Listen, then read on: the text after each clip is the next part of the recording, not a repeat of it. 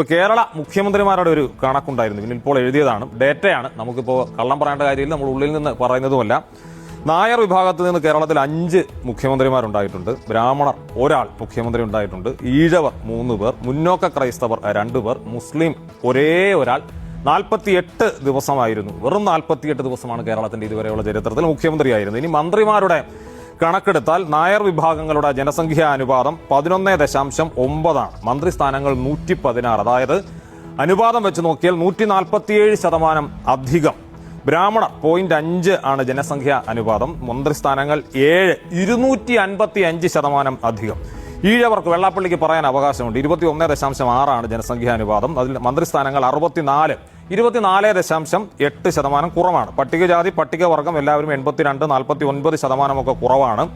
മുന്നോക്ക ക്രൈസ്തവർ 12.6 ജനസംഖ്യാ അനുപാതം, മന്ത്രിസ്ഥാനങ്ങൾ 77, അതായത് 55% അധികം.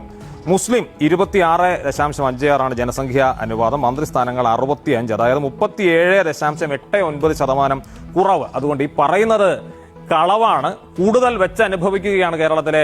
ഈഴവർക്ക് പറയാൻ അവകാശമുണ്ട് ആ സമുദായ കണക്കെടുത്തു കഴിഞ്ഞാൽ. പക്ഷേ കേരളത്തിലെ നായരും മുന്നോക്ക ക്രിസ്ത്യാനിയും സുറിയാനി ക്രിസ്ത്യാനിയും അവരുടെ ജനസംഖ്യാനുപാതത്തിനേക്കാൾ ഒരുപാട് കൂടുതൽ അധികാര സ്ഥാനങ്ങൾ വച്ച് അനുഭവിക്കുന്നുണ്ട്. മറ്റുള്ളവർക്ക് വിട്ടു നൽകുകയാണ് വാസ്തവത്തിൽ വേണ്ടത്. അപ്പോൾ ഇത് നടേശ ചെറ്റേ കണക്കുകൾ കേൾക്കുന്നുണ്ടല്ലോ. ഇവിടെ മുസ്ലിം ലീഗും മുസ്ലിം സമുദായമൊന്നും അർഹതപ്പെട്ടതൊന്നും കിട്ടിയിട്ടില്ലെന്ന് മാത്രമല്ല, അനർഹമായതൊന്നും ഇന്ന് ഈ നിമിഷം വരെ ആരുടേതും പിടിച്ചു പറിച്ചിട്ടില്ല എന്ന് തലയുയർത്തി നിന്ന് പറയാൻ കഴിയൂടോ നടേശ? നടേശ എന്ന് വിളിച്ചുകൊണ്ട്, ഡോ കള്ള് കച്ചവടക്കാരാ എന്ന് വിളിച്ചുകൊണ്ട്, എടോ പലിശക്കാരാ എന്ന് വിളിച്ചുകൊണ്ട്, എടോ ബ്ലേഡ് മാഫിയക്കാരാ എന്ന് വിളിച്ചുകൊണ്ട് നടേശനോട് പറയാൻ കഴിയും മുസ്ലിം സമുദായം ആരുടേതും പിടിച്ചു പറിച്ചിട്ടില്ല എന്ന് മാത്രമല്ല, അർഹതപ്പെട്ടതൊന്നും കിട്ടിയിട്ടുമില്ല എന്നുള്ളത്. അതിന് ഒരുത്തൻ്റെ മുന്നിലും തലകുനിക്കേണ്ട ഗതികേട് ഇല്ലടോ നടേശ. നടേശ, ഇനി നീ എന്താണ് ചെയ്തിരിക്കുന്നത്? നീ ഈഴവരുടെ സംരക്ഷകനായിട്ട്, ഈഴവരുടെ നേതാവായിട്ട് സ്വയം അവരോധിച്ച് കള്ള് കച്ചവടം നടത്തി, കൂട്ടിക്കൊടുപ്പ് നടത്തി, പെണ്ണ് കച്ചവടം നടത്തി, മാംസവിൽപ്പന നടത്തി,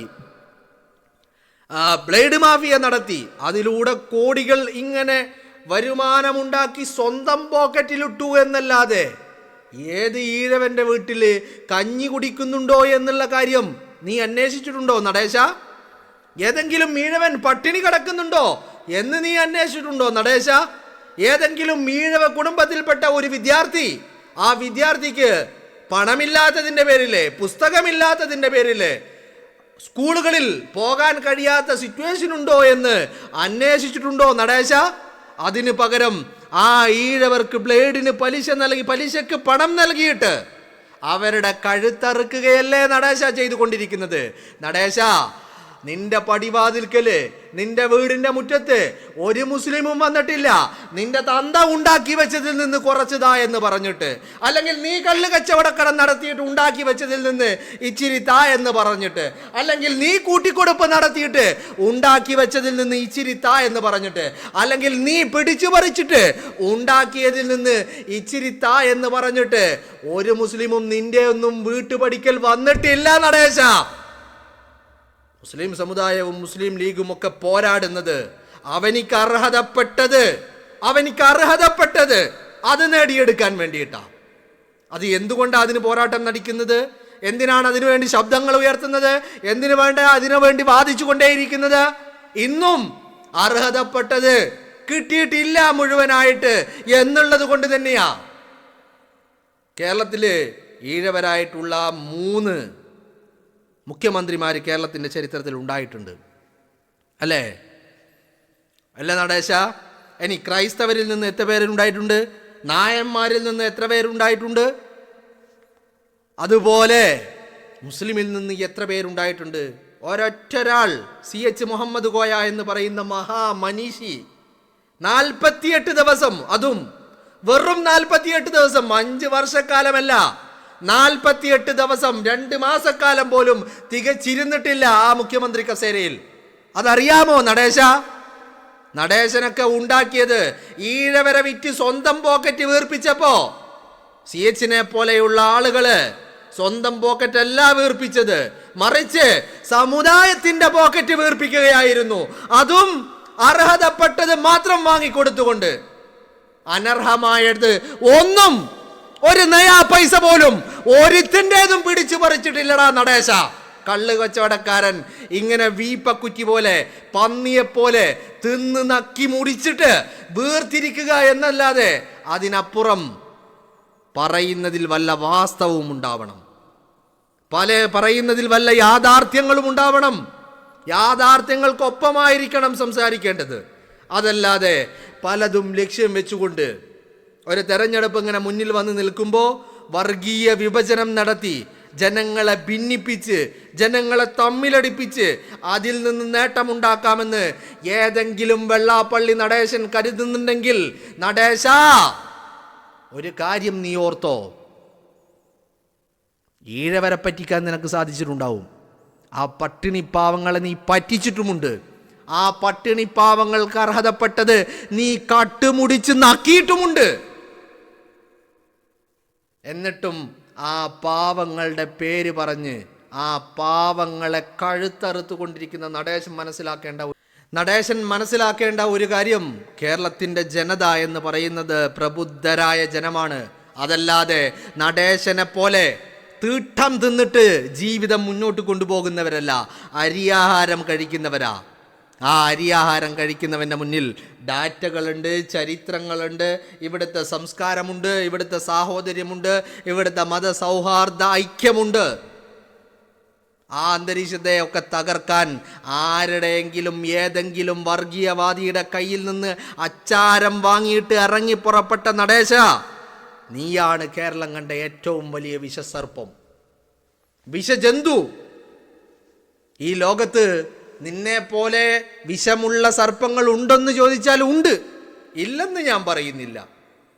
അവരുടെ കൂട്ടത്തിൽ 1-ാം സ്ഥാനത്തോ 2-ാം സ്ഥാനത്തോ 3-ാം സ്ഥാനത്തോ നിൽക്കാൻ കഴിയുന്ന ആളുകളുടെ കൂട്ടത്തിൽ പെട്ടവനാ നീയൊക്കെ എന്നുള്ളത് മനസ്സിലായില്ലേ? വിഷസർപ്പങ്ങളുണ്ട്, അപൂർവ ഇനങ്ങളാ. ഇപ്പം കേരളത്തിൽ എത്ര എണ്ണം ഉണ്ടോ ചോദിച്ചാൽ 1 നടേശൻ, അങ്ങനെ 2 അടുത്ത ആൾ, അങ്ങനെ എണ്ണാൻ പറ്റും.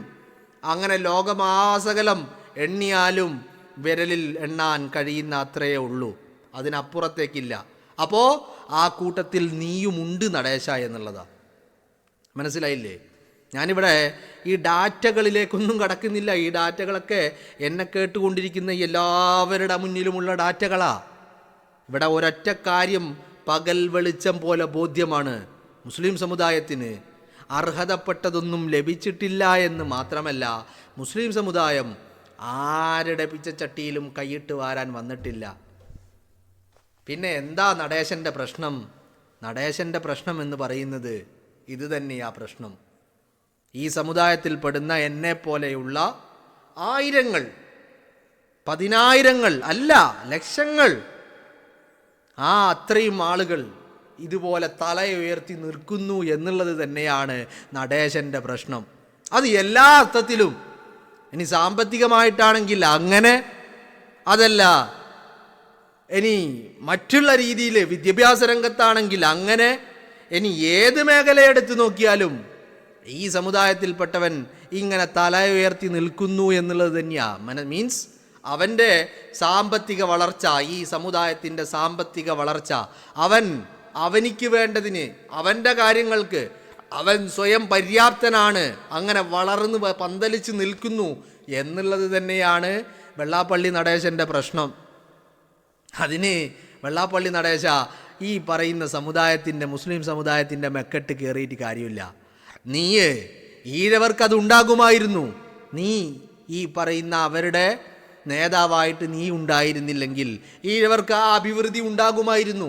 അവർക്ക് കിട്ടേണ്ടത് കൂടി നീ നക്കിക്കഴിഞ്ഞാൽ, നീ കട്ടുമുടിച്ചു കഴിഞ്ഞാൽ, നിന്റെ പോക്കറ്റ് വീർപ്പിക്കാൻ മാത്രമുള്ള ശ്രമം നീ നടത്തുമ്പോഴാണ് ഈഴവരുടെ പ്രശ്നങ്ങൾക്ക് ആരംഭം കുറിക്കുന്നത്. അവനിക്ക് ലഭിക്കേണ്ടത് ലഭിക്കാതിരിക്കുന്നതിന് കാരണം എന്താ? വെള്ളാപ്പള്ളി നടേശനാ. മനസ്സിലായില്ലേ? മൈക്രോ ഫിനാൻസിങ് തട്ടിപ്പ് എന്താ കേസ്? ഈഴവർക്ക് കിട്ടേണ്ട ഫണ്ട് അത് വെള്ളാപ്പള്ളി നടേശൻ കട്ടു എന്നുള്ളതാ. 128 കേസാ ഈ നേതാവിനെതിരെ ഉള്ളത്. 128 കേസ്. എന്നിട്ടോ ആരെങ്കിലും അറസ്റ്റ് ചെയ്യുന്നുണ്ടോ? ഏതെങ്കിലും പോലീസുകാരൻ ഈ നടേശൻ്റെ വീട്ടുപടിക്കലെത്തുന്നുണ്ടോ? ഇനിയേ ഏതെങ്കിലും ഒരു ഈഴവനെതിരെ ഒരു കേസ് ഉണ്ടാവട്ടെ, അവനെ തൂക്കിയെടുത്ത് അകത്തിടും. എന്താ കാര്യം? അവനെ സപ്പോർട്ട് ചെയ്യാൻ, അവന് വേണ്ട സംരക്ഷണം ഒരുക്കാൻ ഇവനെപ്പോലെയുള്ളവരെ കിട്ടില്ല എന്നുള്ളതാണ് ഇതിൻ്റെ പ്രശ്നം എന്ന് പറയുന്നത്. അതുകൊണ്ട് നടേശ ഒരു കാര്യം മനസ്സിലാക്കിക്കോ, മുസ്ലിം സമുദായത്തിൽപ്പെട്ട ഒരുത്തനും നിന്റെ ചത്തുപോയ തന്തയുണ്ടല്ലോ, ആ തന്ത ഉണ്ടാക്കി വെച്ചതിൽ നിന്ന് ഇച്ചിരി താടാ എന്ന് നിന്റെ മുന്നിൽ കൈ നീട്ടിയിട്ടില്ല. അതല്ലെങ്കിൽ നീ നിന്റെ അച്ചി വീട്ടിൽ നിന്ന് കൊണ്ടുവന്നതിൽ നിന്ന് ഇച്ചിരി താടാ എന്ന് പറഞ്ഞ് നിന്റെ മുന്നിൽ കൈ നീട്ടിയിട്ടില്ല. അത് മാത്രം നീ മനസ്സിലാക്കിയാൽ മതി. നിന്റെ ഒന്നും തറവാട് സ്വത്തിൽ നിന്ന് ആ ഒരു മുസ്ലിം സമുദായത്തിൽപ്പെട്ട ഒരുത്തനും ഒന്നും ഒരു നയാ ഒരു ചില്ലിക്കാശ് പോലും ആരും ചോദിച്ചിട്ടുമില്ല, എടുത്തിട്ടുമില്ല. ഇനി അതിന് ഉദ്ദേശവുമില്ല.